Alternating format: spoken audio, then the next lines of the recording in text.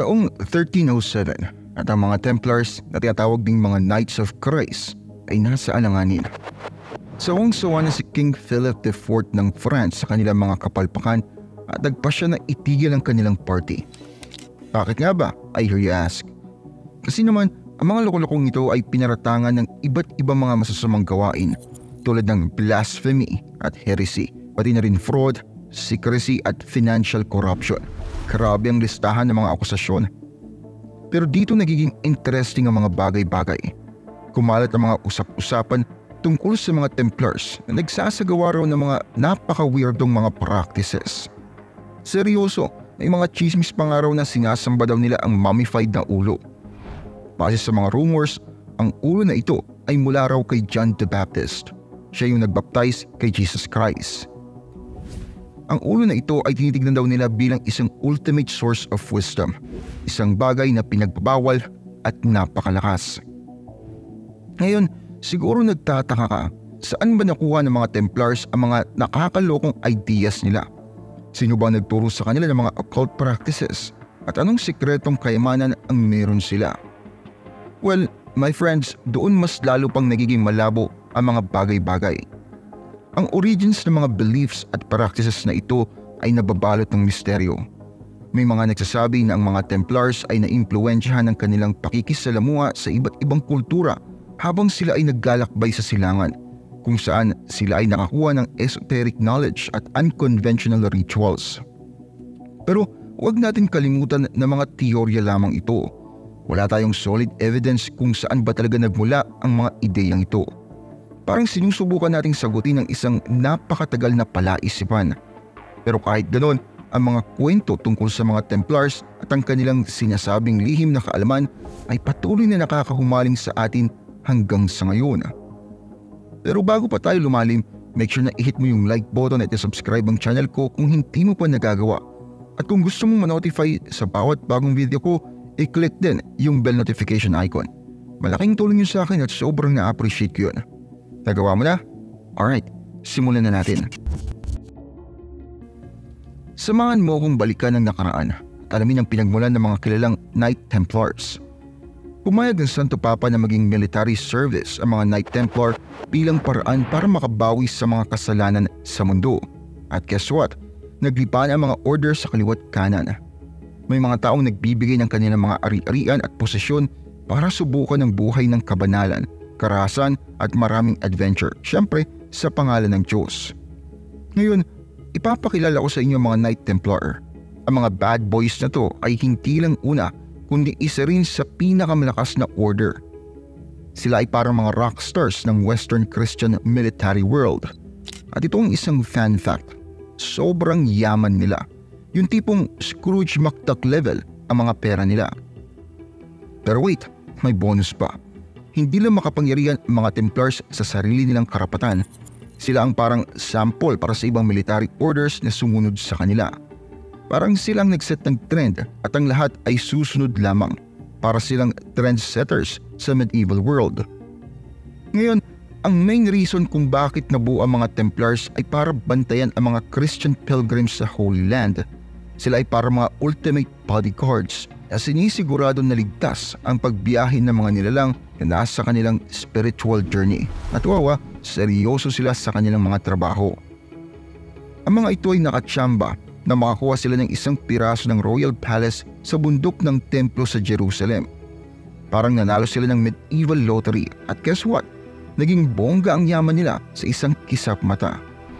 May mga taong nagsasabi na gumawa sila ng mga secret tunnel sa ilalim ng kanilang headquarters habang naroroon sila. Well, honestly, sino bang hindi gagawa nun, di ba? Ang mga secret tunnel na ito ay parang ang pinaka-the best club ng mga cool kids. At ano nga bang kanilang na-discover doon? Well, syempre, yan ang million-dollar question. Habang tumatagal, dumami ang mga military duties ng mga Templars na higit sa kanilang unang misyon. Sila ay parang mga superheroes na mga kaluluwa ay nasa loob ng pananampalataya at ang mga katawan ay naka-iron armor. Totoong isang puwersa na dapat mong paghandaan. Nagsimula sila sa mga crusade, naging sobrang yaman at nag-set ng mataas na level para sa ibang military orders. Ang kanilang adhikain na protekta ng mga Kristiyanong pilgrim ay nagdala sa kanila sa isang astig na paglalakbay sa kasaysayan. Sila ay mga mandirigma, trendsetters at mga alamat. Maraming tao ang naguguluhan at nag-iisip kung bakit bigla na lang ang mga Templars ay napahamak at saan nga ba sila nag-aral ng mga sinasabing mystical ceremonies. Dito na nagiging exciting ang mga pangyayari. Marami kasing nagsasuggest na ang kanilang mga worship rituals ay may kaugnay sa isang grupo na tinatawag namang Mandaeans. Pero sino nga ba mga Mandaeans, I hear you ask? Well, sila ay isang samahan ng ethno-religious na nagmula sa southwestern Iran at southern Iraq. Sinusunod nila ang isang pananampalataya na tawag ay Mandaeanism na may ilang pagkakapareho sa Gnosticism. Ngayon, ang Gnosticism ay parang malayong kaibigan ng Kristyanismo na may sariling diskarte sa mga ebanghelyo at nag-i-enjoy sa paghahanap ng divine wisdom at enlightenment na tinatawag naman nilang sophos o gnosis. Parang isang spiritual na pakikipagsapalaran para sa ultimate truth. May mga scholar din na nagsasabi na ang mga Mandaeans ay lumitaw sa parehong panahon ng Kristyanismo at ang iba sa kanilang mga gawain ay mas nauna pa sa panahon ni Jesus Christ. Parang sila mga unang grupo na naghanap ng divine wisdom at ang kanilang mga aral ay posibleng nakaapekto sa kwento ni Jesus. Noong panahon ng mga crusade, ang mga Mandaeans ay kilala sa kanilang kahanga-hangang kakayahan sa paggawa ng ginto. Para sila mga bling masters ng kanilang panahon. At guess what? Ang mga Templars na matalino sa pagkalakal ay madalas umaasa sa local commerce para mapanatili ang kanilang order. Kaya hindi imposible na makasama nila ang mga Mandaeans dahil nga sa mga koleksyon nila sa kalakalan. Pero itong nakakabigla. Ang mga Mandaeans ay may espesyal na lugar sa kanilang mga puso para kay wala nang iba kundi si John the Baptist. Oo, tamang narinig mo. Naniniwala kasi sila na si John the Baptist ang totoong tagaligtas ng mundo. Base sa mga Gospels, si John ay isang taong pinadala ng Diyos na ang main job ay ihanda ang mga tao para sa pagdating ng Messiah. Hindi naging mabuti ang kasaysayan para kay John. Kawawang lalaki, nakaranas siya ng isang masaklap na kamatayan nang putulin ng kanyang ulo at iharap sa masamang si Salome, ang anak-anaka naman ni Herodes Antipas. Ay, grabe, sakit nun. At ito ang juicy part. May ilang mga kwento na nagsasabi na baka sinasamba ng mga Templars ang putulin na ulo ni John the Baptist. At ang big question ay, natuto ba sila ng ganitong practice mula sa mga Mandaeans o nadiskubre nila ito sa sarili nila sa ilalim ng banal na lupa ng Temple Mount? Magkwentuhan naman tayo tungkol kay Hugh Defiance, ang first Grand Master ng mga Knights Templar. Hindi normal na knight ang dude na ito. Nakuha niyang isang astig na lahi at tinatawag na Johannite lineage na parang VIP pass sa secret knowledge. Nang makakuha si Hugh Defiance at ang kanyang kasamang Templars ng mga mahalagang scrolls at dokumento, nagulat sila sa mga nakita nila. Ang mga sinaunang teksto ay nagpapakita ng ibang aral at nagpapahiwatig ng mga misteryong matagal nang nawala.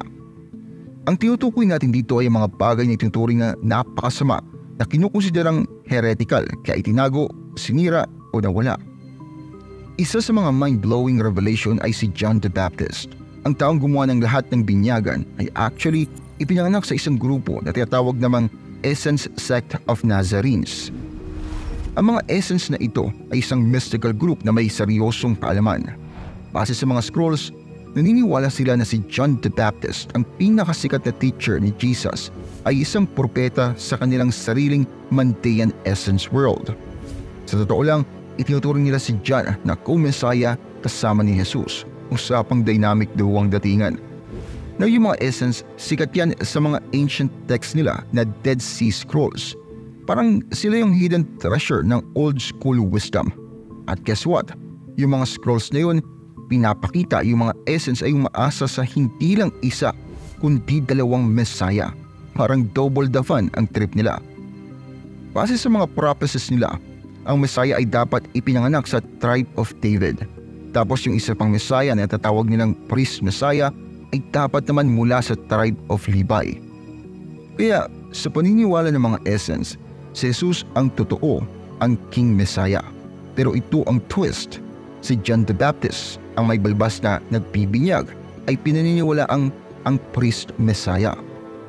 Itinuturing pa ng mga essence na si John ay may mataas na otoridad kaysa kay Jesus mismo. Yan ang isang bagay na hindi mo madalas marinig.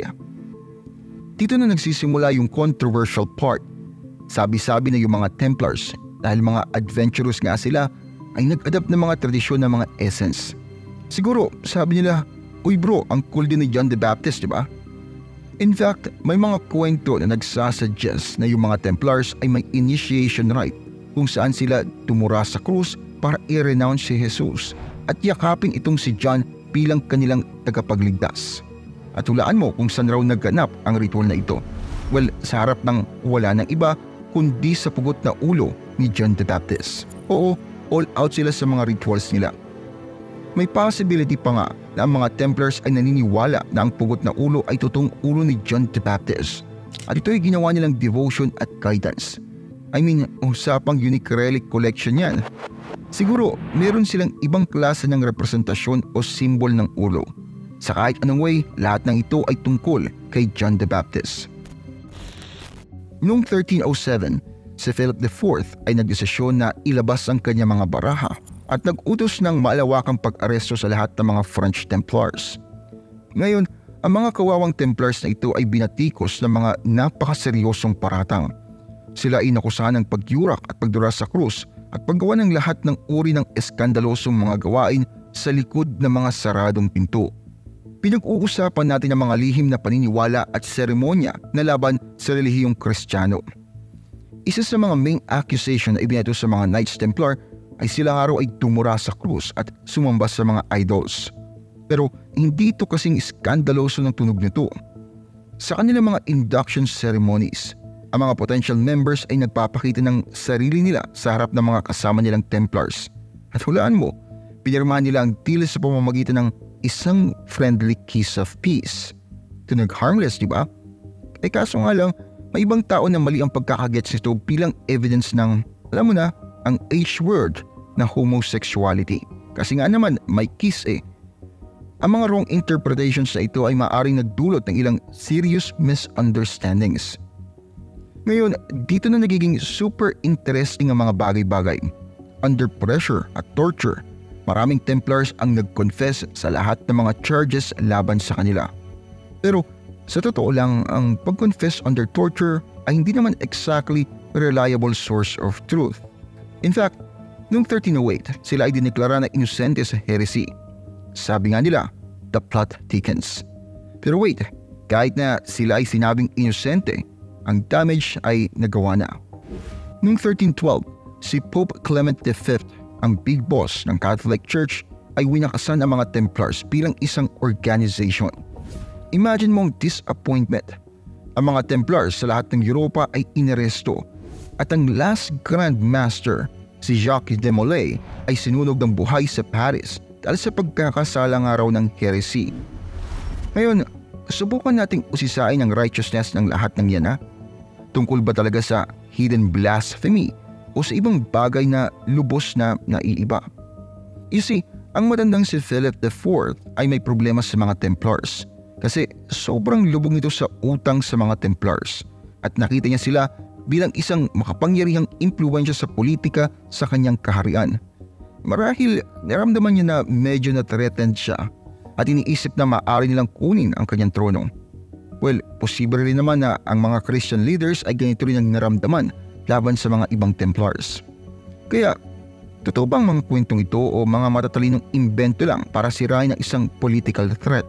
Totoo bang tumura ang mga Templars sa krus at sumunod sa mga mantigan teachings tungkol sa kahalagahan ni John the Baptist? Ito ay isang misteryo na patuloy na nananatili. Fast forward tayo sa panahon natin ngayon. Makikita mo pa rin ang mga preserve at sirasirang gusali ng mga Templars sa Europe at sa Near East. Ang era ng original Knight Templar ay tapos na. Pero may ilang mga grupo na sinusubukang buhayin ang military order. Sino nga bang nakakaalam ng mga lihim na kanilang tinatago? Baka lang meron pa rin mga sumasamba ng palihim sa isang pugot na ulo. At dito na nagtatapos ang nakakalitong paglalakbay sa mysterious world ng mga Knights Templar. Isipin mo ang skandalo, ang mga accusation at mga secret rituals nila. parang isang bagay na galing sa isang Hollywood blockbuster. At kung na-fascinate ka sa mga Templars katulad namin, huwag kalimutan mag-iwan ng iyong comments dyan sa baba tungkol sa video na ito. Totoo bang sila ay nagkasala ng blasphemy o nadamay lang sila sa isang web of political intrigue? Comments mo naman dyan ang inyong opinion. Maraming salamat sa panonood at kita-kits tayo sa next video.